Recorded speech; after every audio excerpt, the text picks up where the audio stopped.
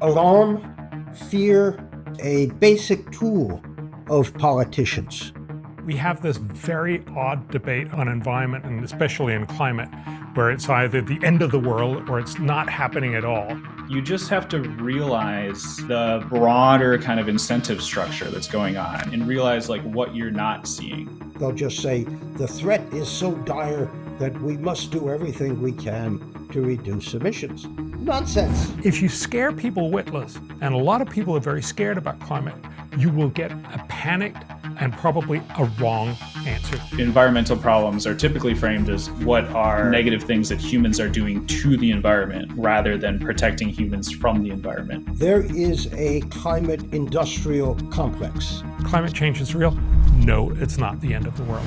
Pro bem da ciência e do clima na Terra, tá na hora de revelar essa indústria de sensacionalismo que domina o debate climático. Tá na hora da gente entender como agem os profetas do fim do mundo. Eu sou Leandro Narlock, jornalista, escritor e autor do Guia Politicamente Incorreto do Meio Ambiente. Pessoal, antes de tudo, a gente precisa deixar claro o seguinte: o planeta está de fato esquentando. Um dos registros mais comprovados e repetidos na ciência é que a temperatura do planeta sobe desde os anos 70, de modo que já está mais alta que nos períodos pré-industriais.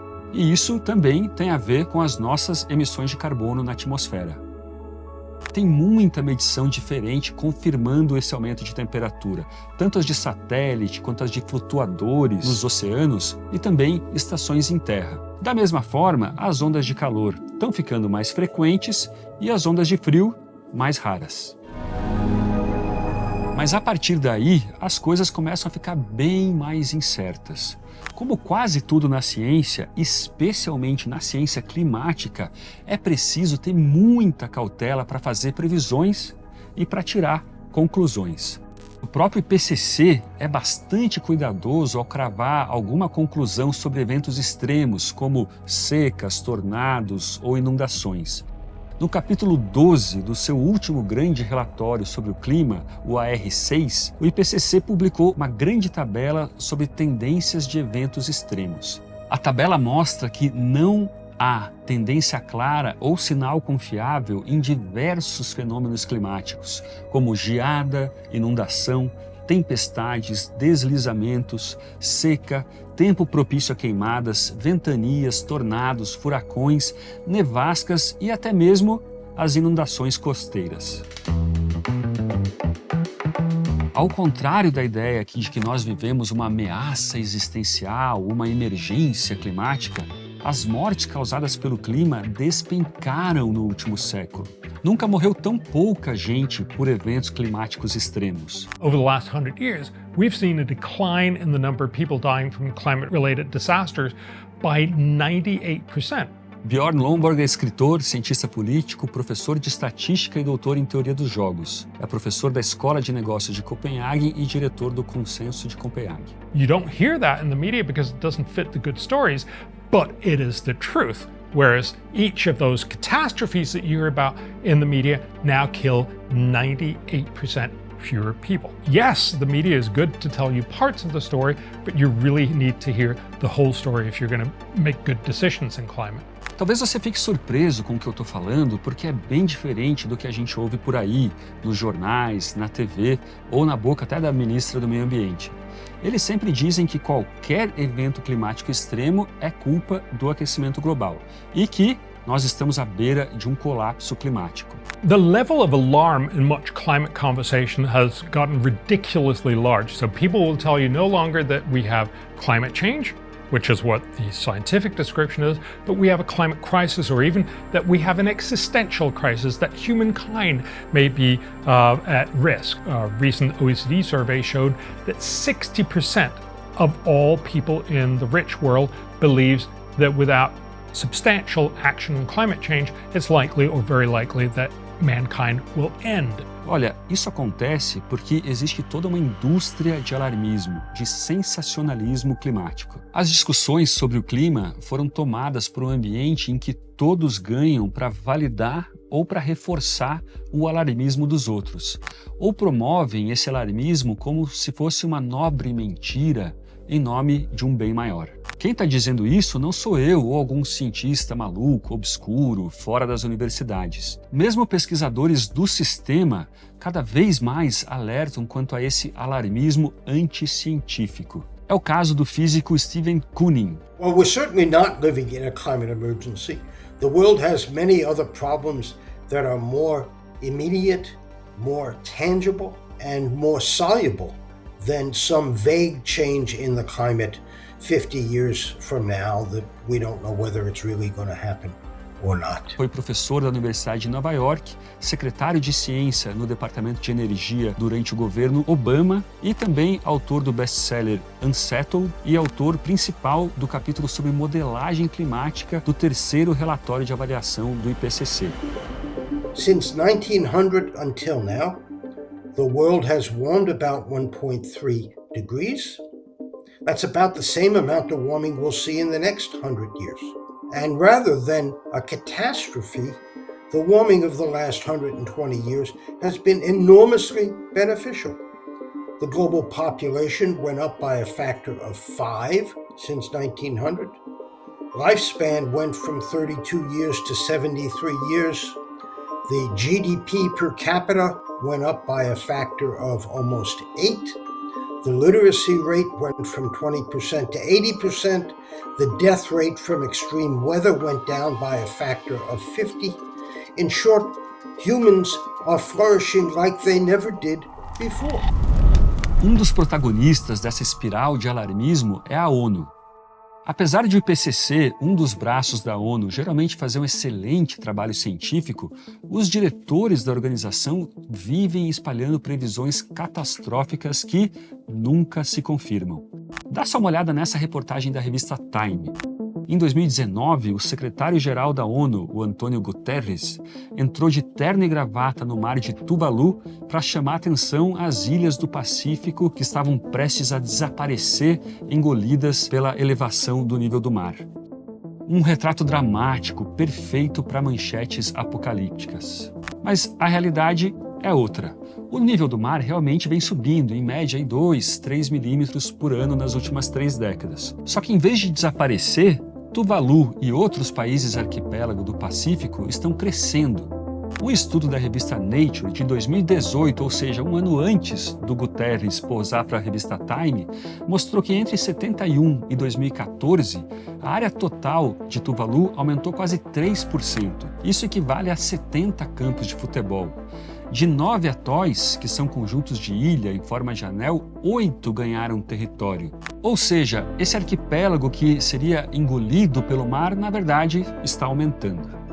O mar sobe, mas o Recife e os depósitos naturais acompanham, criando novas faixas de terra. Em 2024, o New York Times admitiu que as Maldivas, outro arquipélago ameaçado de extinção, também está crescendo.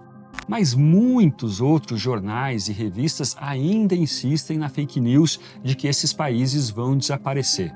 Nenhum deles cita o estudo da Nature, mostrando exatamente o contrário. It is not at all conceivable that things will become uninhabitable across large segments of the world and hence wipe out humans. Come on, all right? It maybe makes for a good movie, but it's got no basis in reality. Olha, outra fake news que a ONU adora repetir é essa aqui. Mulheres e crianças têm 14 vezes mais chances que os homens de morrer em desastres climáticos extremos. Um número assim tão preciso, 14 vezes, soa como ciência séria, mas ele não tem a menor base científica. Sabe-se disso desde 2014, quando um pesquisador norueguês foi atrás dessa origem, da origem dessa estatística. Ele descobriu que ela não saiu de nenhum estudo acadêmico, nem de algum banco de dados, nada assim. Veio, na verdade, de uma coluna de opinião de 2 páginas, escrita em 1997 por uma pastora chamada Christina Peterson, numa publicação pequena. Nenhuma fonte. Em 2024, a rádio pública da Suécia encontrou a própria pastora Cristina, que disse ter ficado surpresa ao saber que a sua frase improvisada tantos anos atrás virou uma estatística oficial citada até mesmo por diretores e diplomatas do mundo inteiro. Ou seja, a ONU, com toda a sua estrutura bilionária, com todo o seu prestígio mundial, repete números que nasceram de um chute numa coluna perdida nos anos 90.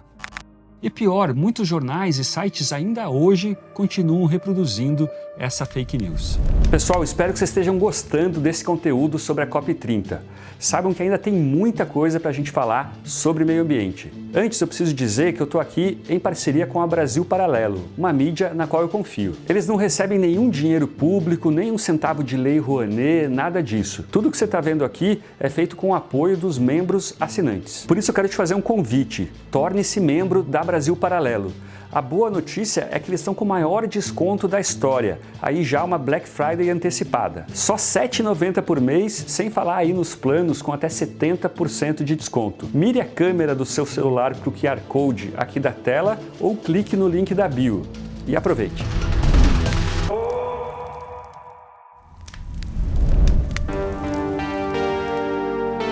Por que será que os jornais, os sites de notícia e as redes de TV engolem com tanta facilidade as histórias alarmistas mais absurdas? Olha, uma resposta imediata é que o alarme chama mais atenção, vende mais. Alarmism is how you make news. Clicks and eyeballs will accrue if you raise alarm. If you say things are not so bad, your readership is not particularly interested. Remember, media is explicitly designed to tell you the worst stories of the last 24 hours. In climate, you will hear the same thing. Everything is terrible in climate, give us more money. I think the people who are strong advocates for climate action, namely upending society in order to reduce emissions, are finding that their case is becoming more and more difficult to make as the world continues to prosper, even as the globe gets warmer. And so they're becoming frantic, if you like, and therefore are escalating the language that they use. Mas esse viés da imprensa tem outras causas. O debate climático está politizado, virou um assunto aí que divide a esquerda e a direita. E muitas pesquisas mostram que a maioria dos jornalistas, tanto no Brasil, quanto na Inglaterra, quanto nos Estados Unidos, se identificam mais com a esquerda. Essa preferência política estimula o jornalista a encarar a mudança climática como uma oportunidade para ele divulgar suas ideias contrárias ao mercado ou defender mais impostos, mais regulações e mais gastos públicos. E assim a imprensa passa décadas repetindo as mesmas fake news sobre o clima. Por exemplo, em 2024, a agência Associated Press deu a notícia de uma declaração assustadora de um diretor da ONU para o clima. Segundo ele, temos apenas 2 anos para salvar o mundo. Quem exatamente tem 2 anos para salvar o mundo? A resposta é cada pessoa deste planeta, disse o diretor da ONU. Mas olha só que curioso. A mesma agência AP publicou uma notícia muito parecida 35 anos antes, também baseada na frase de um diretor da ONU. A notícia, agora de 1989, diz que temos apenas uma janela de 10 anos para resolver o problema. Nações inteiras poderão desaparecer sob o mar devido ao aumento do nível dos oceanos se o aquecimento global não for revertido até o ano 2000. Como a gente sabe, isso não aconteceu, mas ninguém avisou os jornalistas. I think we, as humans, are conditioned to pay attention to alarmism. The problem, of course, is that if you cry wolf too many times, people stop paying attention. Fossil fuels still account for about 83 or 84% of the world's energy, despite spending trillions of dollars promoting renewable technologies over the last decade or so. I think that when you look at the voices at these COP conferences, it's certainly those who favor climate action, often drastic climate action, who have the loudest voices.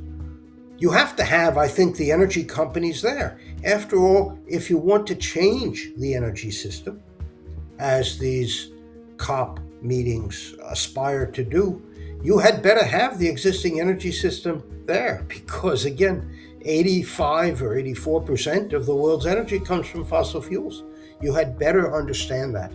And one of my criticisms of these NGOs is that they have essentially no understanding of today's energy system. And so the ideas that they have for trying to change it are just absurd. Which idea? Oh, for example, that we should stop taking oil, gas, coal out of the ground. You can't do that. The world cannot change its energy infrastructure very rapidly at all. It costs you money, it's disruptive, and you will destroy the existing energy supply, which the world very much depends upon. And so fundamentally, it's really a problem for poor people. Remember, if a hurricane hits rich Florida, sure, a few people die and it destroys their economy for a couple of weeks, and then they move on. If the same hurricane, or same type of hurricane, hits Guatemala, it kills tens of thousands of people and destroys their economy for years. The point here is poverty is what makes a lot of this vulnerability. So the reality is, if you want to find a good way out of the climate problem, you should lift people out of poverty. You should get people into wealth. You should get people more technologically able to deal with many of these problems.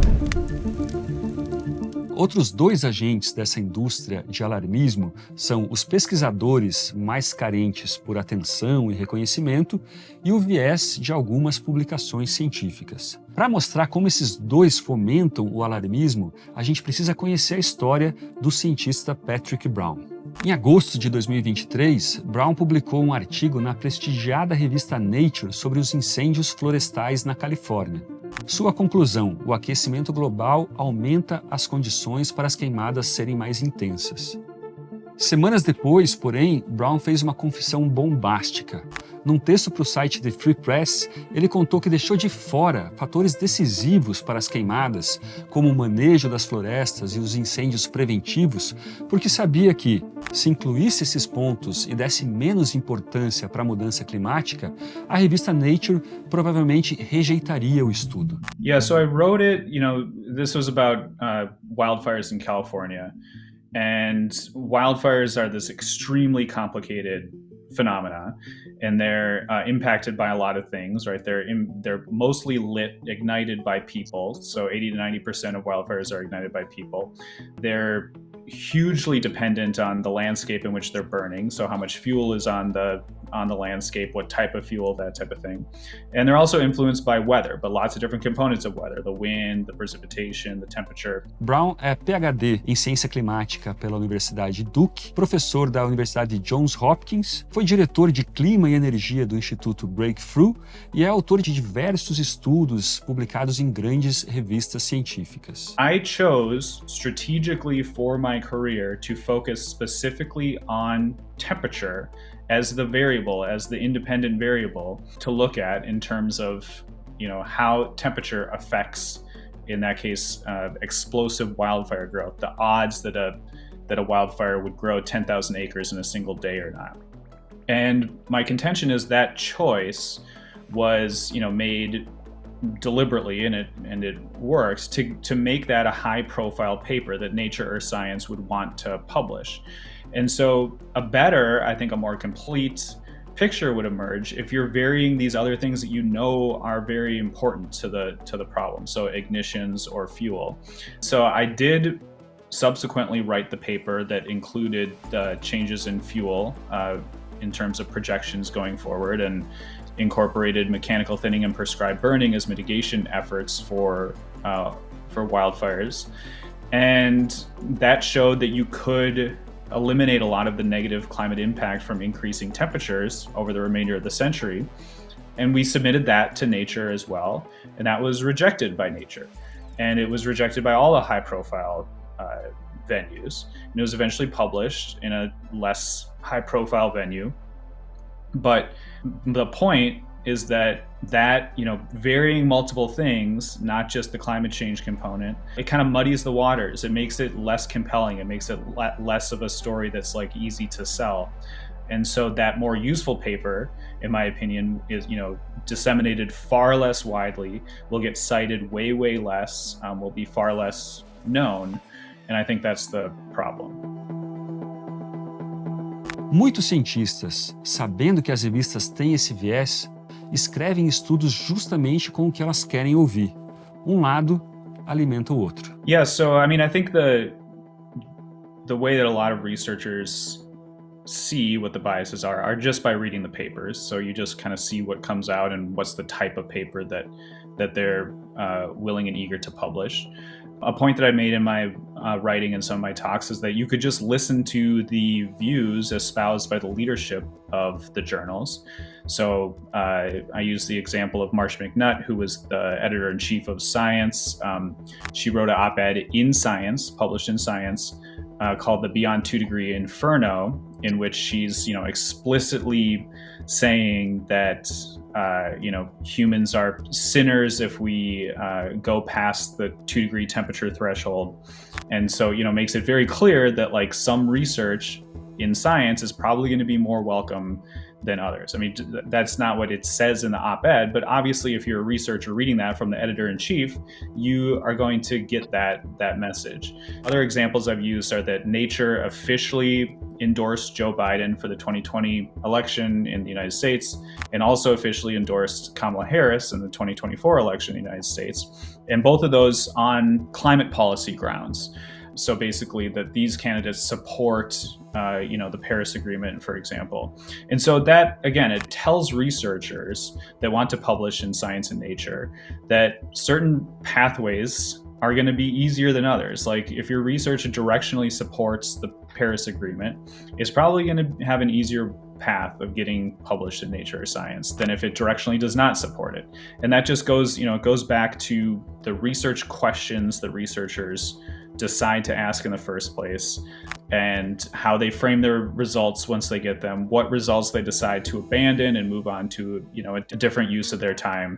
Levantamento da Universidade da Califórnia descobriu que existe uma lacuna entre o alarde da imprensa e a solidez de estudos científicos. Quanto mais um estudo vira notícia, menos confiável ele tende a ser.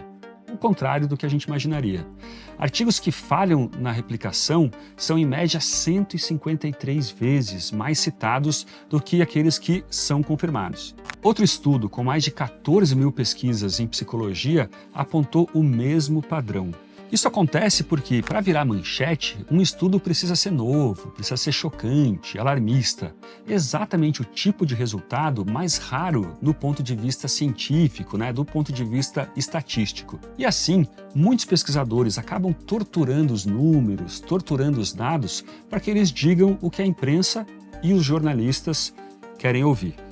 All of that stuff is going on in the background, and I think that it eventually, once it gets through and it's published in Nature or Science, which are highly selective and only publish a very small fraction of what gets submitted to them, that distorts kind of the aggregate message of what then gets out there into the public domain. You're seeing this certain thing because it's compelling, because the journal thought that it would get a lot of eyeballs on it. Isso alimenta ciclo vicioso. Os estudos mais alarmistas são mais citados, mais divulgados e mais festejados pela imprensa. Já os trabalhos que contradizem a histeria somem na gaveta dos laboratórios. It's got to do with research money, it's got to do with fame and glory, and it feels pretty good, I'll tell you, to think that you're saving the world. And so all of these conspire together to exaggerate the threat that climate poses to us. My experience is that a lot of climate scientists are really good and very careful, and as you mentioned, they don't go along with this, exaggerated claims. But of course, those are the guys you don't hear about, because if somebody comes out and says the world is ending, and somebody says, here's a problem, which one get on the front cover of O Globo? It's just much easier to sell really bad news, and that's of course why that's what we hear. A grande vantagem da ciência é se autocorrigir, mas essa autocorreção nem sempre é imediata. No curto prazo, o ambiente acadêmico é vulnerável ao pensamento de grupo, ao desejo dos pesquisadores de aparecer, de se sobressair. Por isso é essencial deixar o debate aberto sobre o clima, deixar esse assunto livre de tabus ou de ideias proibidas. Mas o principal motor da indústria de alarmismo climático são as ONGs. À medida que conseguem nos convencer de que nós enfrentamos uma questão urgente, uma emergência, as ONGs recebem mais patrocínio.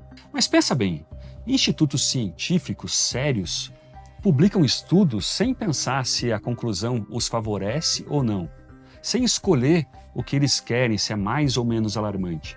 O que essas organizações fazem não é fora da lei, mas está muito mais aí para o ativismo ou para a assessoria de imprensa e bem longe da ciência. No, science is not on the side of alarmism. If you read the actual assessment reports from the IPCC, the UN, you find scant support for the adjectives existential, crisis, emergency. It's a thing that may happen, the changing climate. Humans will adapt. Will do fine. So for me, who has experience not only in climate science, but many other fields of science over 50 years, for me it's so disappointing to see that corruption of the scientific process. A gente ainda precisa falar sobre um artifício que essa indústria do alarmismo utiliza toda hora que é questionada. Eu estou falando do rótulo de negacionista. Eles chamam de negacionista qualquer pessoa que discorde de que nós vivemos numa emergência climática. When people call me a denier, I ask them, please tell me what it is you think I'm denying, because everything I'm telling you is right there in the reports, which you have not read. In the climate conversation, if you say anything controversial, it's very likely you'll be hit by denier label or that you're a heretic, that you shouldn't be allowed into the conversation. I've had that conversation, and a lot of other people I know have been called the same. I'm not a denier. I absolutely agree that there is climate change and it is human-made. But the point is, throwing out the label of denier, saying you should not be allowed in the conversation, is a much easier way to deal with the problems that I'm raising than actually taking those problems seriously and discussing them. By calling people deniers or skeptics, you are shutting down debate, and debate is so important to doing good science and to being credible when you do that science. Gente, isso causa um prejuízo enorme para a ciência climática. Cria ideias proibidas, restringe a liberdade dos cientistas. But if we're going to solve climate change, just like any other problem, we really do need to hear all of the views, and we need to hear a sensible conversation about, can we afford this, and is it actually going to work? And when you start having that conversation, a lot of people will call you denier, but not rightly so. Alguém poderia dizer que o alarmismo, apesar de exagerado, cumpre uma função nobre de chamar a atenção da sociedade para um problema urgente. Não é verdade. Ao falar só da influência do aquecimento global como causa de eventos extremos, tira-se o foco de outras causas mais gerenciáveis, de soluções diretas para as queimadas, para as secas e para as inundações. Pessoal, espero que vocês estejam gostando desse conteúdo sobre a COP30. Saibam que ainda tem muito mais para a gente falar sobre meio ambiente. A Brasil Paralelo investigou o que há por trás da cortina de fumaça que assola o país. O tema é muito sério, com questões polêmicas e dolorosas. Entrevistamos mais de 30 personalidades com experiência no assunto. A parte profunda desse conteúdo é exclusiva, mas você pode liberar as entrevistas com os nomes relevantes que desvendam o que não é dito. Aproveite o maior desconto da história na Black Friday antecipada. São só R$ 7,90 mensais. Aponte a câmera do seu celular para o QR Code aqui na tela ou clique no link da bio. E aproveite!